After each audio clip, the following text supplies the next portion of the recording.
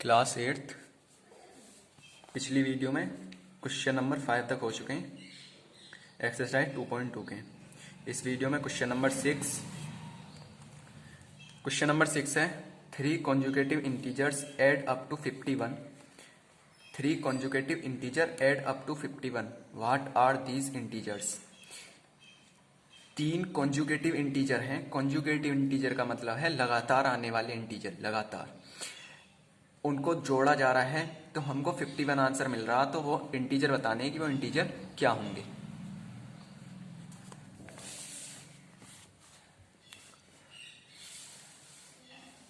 Question number 6 exercise 2.2। Question number 3, late the first conjugative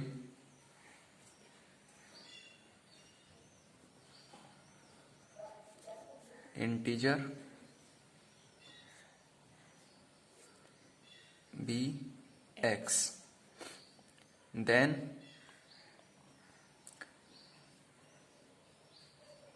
second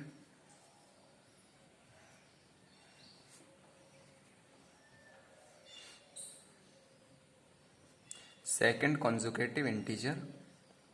second conjugative integer कितना होगा? x+1।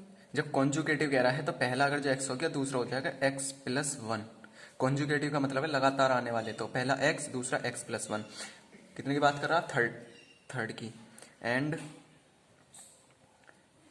Third conjugative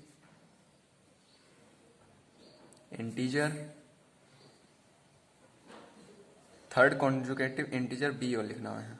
third conjugative integer b x+2। पहला हो गया x, दूसरा x+1, तीसरा x+2। अब कह रहा है कि इनका जो सम है वो कितना आ रहा है? 51। जब हम इनको जोड़ रहे हैं तो इनका जो सम आ रहा है वो आ रहा है 51। तो 51 सम कैसे आएगा?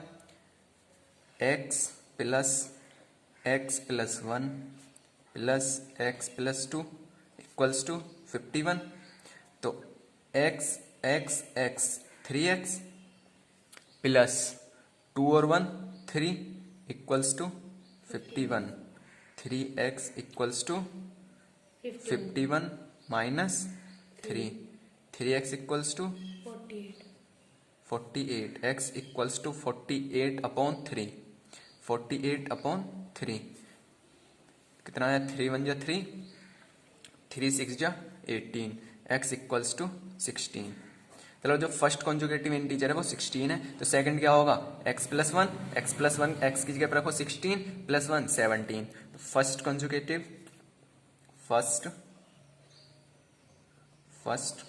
कॉन्जुगेटिव इंटीजर, शॉर्ट में लिखा है conjugative integer equals to x। Second conjugative integer equals to, तो ये x माना तो क्या होगा? x की वैल्यू कितनी आई? 16। ये क्या माना? x+1 माना तो x की वैल्यू आई 16 plus 1 equals to 17।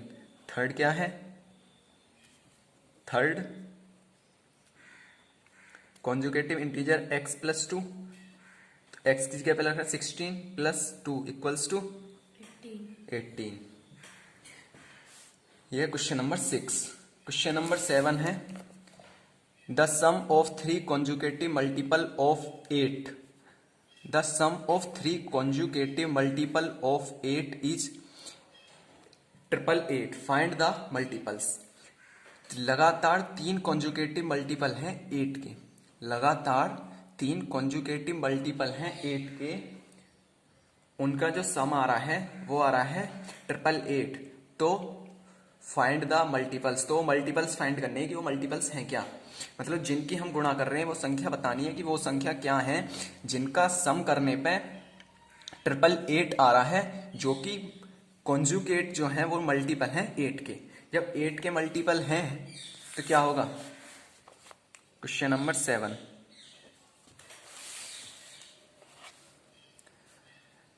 Late the first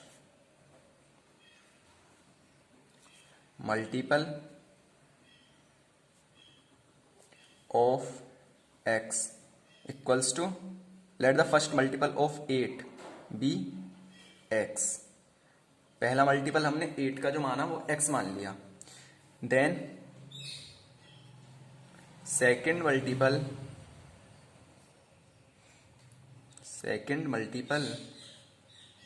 of 8b x plus 8।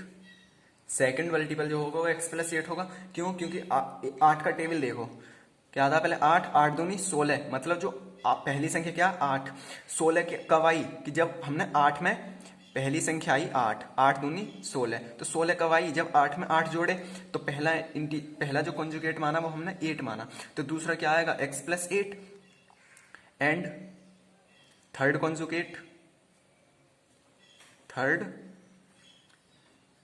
Conjugate multiple of 8b, second क्या होगा x प्लस 8, मतलब इसमें 8 और जुड़ जाएंगे, तो इसमें 8 और जुड़ेंगे तो क्या हो जाएगा 8 और 8 16, तो x प्लस 16। अब क्या कह रहा है कि जो ये तीन मल्टीपल आए x प्लस 8 और x प्लस 16, इनका जो सम आ रहा है वो आ रहा है 888। इनका जो सम आ रहा है वो आ रहा है 888। तो x plus 8 plus x plus 16 equals to 888। x 3x plus 16 और 8 24 equals to 888। 3x equals to 888 minus 24, 3x equals to 468। 3x equals to, तो x इक्वल्स टू कितना हो गया 864 अपॉन 3, 3 2 जा 6, क्या बचा 2, 3 8 जा 24 और 3 8 जा 24। x equals to 288, x equals to 288। तो हेंस जब x इक्वल्स टू 288 आ गया तो फर्स्ट मल्टीपल जो होगा 8 का वो क्या होगा, फर्स्ट मल्टीपल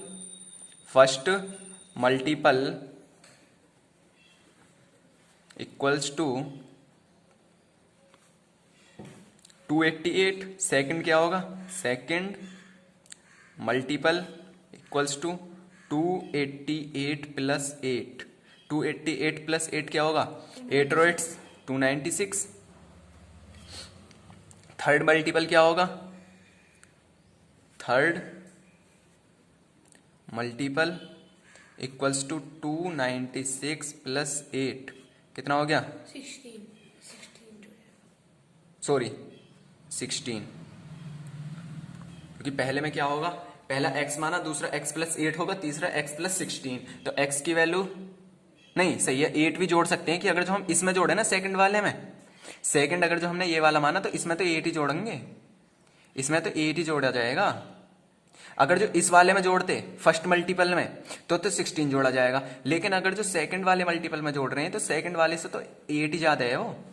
जैसे सपोज करो पहला मल्टीपल आया 8, दूसरा आया 16, तीसरा क्या आएगा भाई 24, तो 16 में तो 24 जोड़े, लेकिन अगर जो 8 से देखो तो 16 जुड़ रहे हैं इसमें, लेकिन अगर जो 16 से देख रहे हैं तो 8 ही जुड़ रहे हैं 24 में। तो इसीलिए 296 प्लस 8 कितना हो गया 304। तो इसमें 8 किस लिए जोड़े पता पड़ गया। Question number 8 3 consecutive integers are such that when they are taken in increasing order and multiplied by 2, 3 and 4 respectively, they add up to 74. Find these numbers. 3 consecutive integer लेने हैं इंक्रीजिंग ऑर्डर में, मतलब पहला अगर जो x ले लिया तो दूसरा x प्लस 1, तीसरा x प्लस 2, उसके बाद में वो मल्टीपल होने चाहिए 2, 3 और 4 के, तो उनका जब सम करेंगे तो वो आएगा 74। तो वो नंबर बताने हैं कि वो नंबर क्या होंगे। Let the first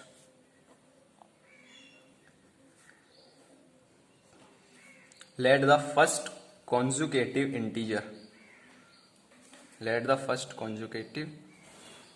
integer be x। पहला कॉन्जुगेटिव इंटीजर हमने मान लिया x, second conjugative integer,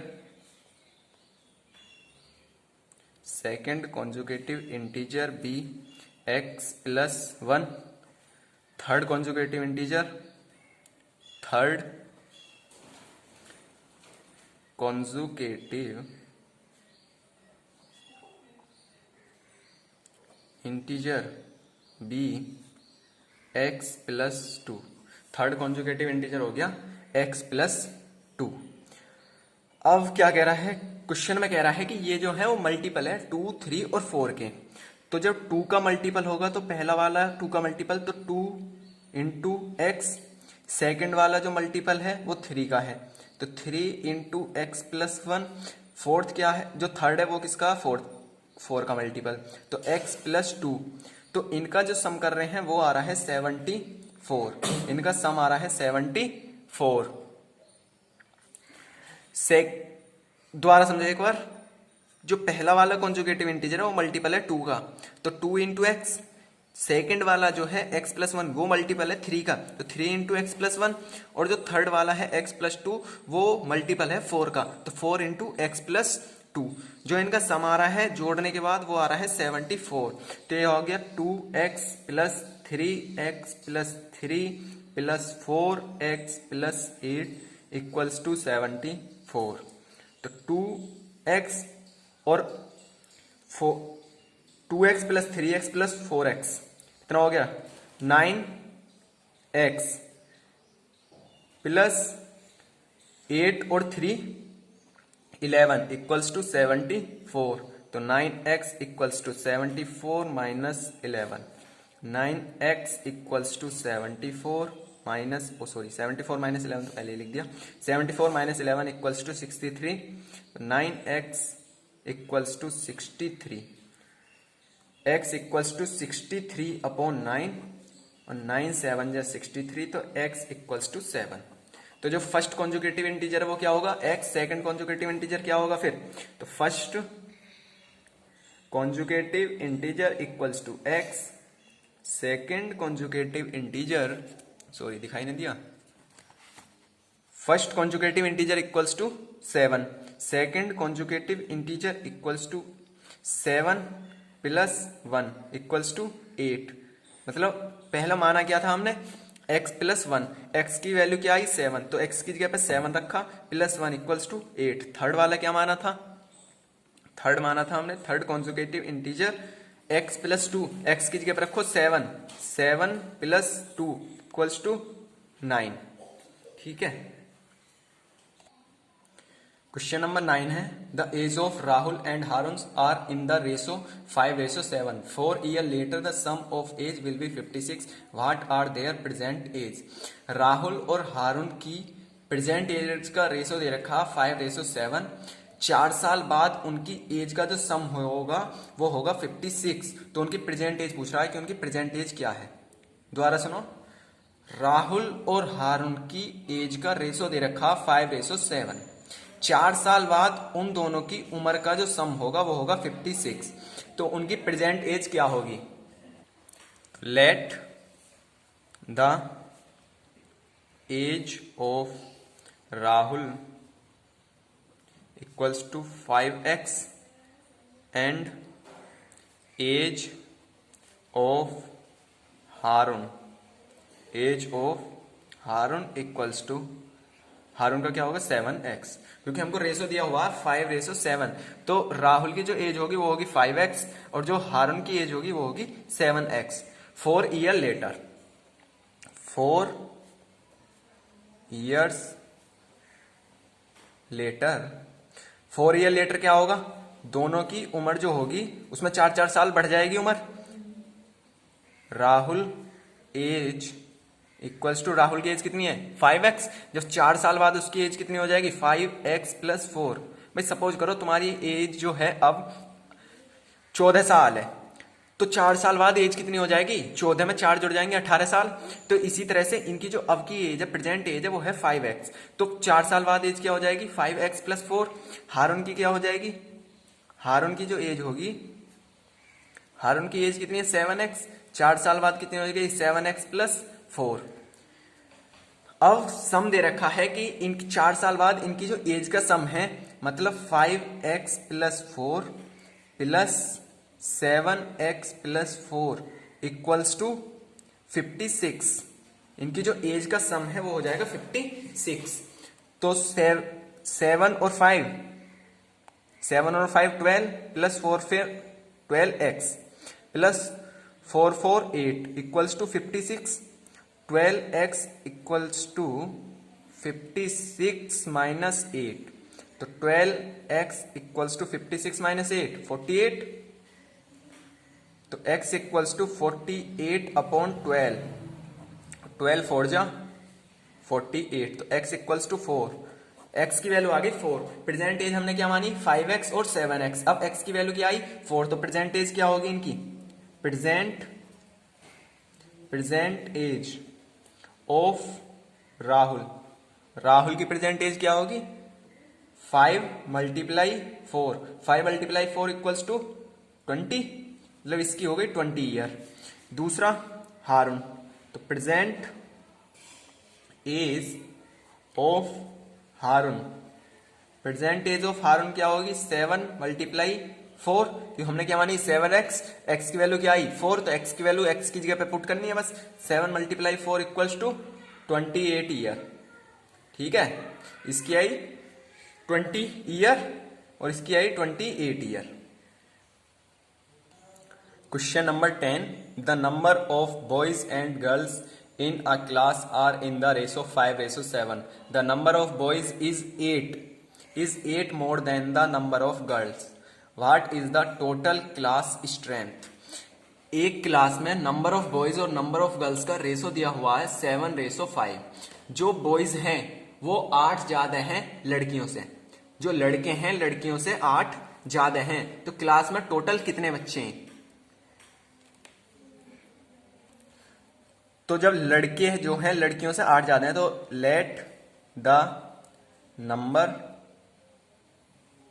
of girls equals to x। Number of girls हमने मान ली x and the number of boys equals to, number of boys क्या होंगे, जब गर्ल्स हमारी x हो गई तो बॉयज जो हैं वो 8 ज्यादा हैं तो x प्लस 8। ठीक है, इसके आगे b और लिखना है, girls be x and the number of boys भी x प्लस 8।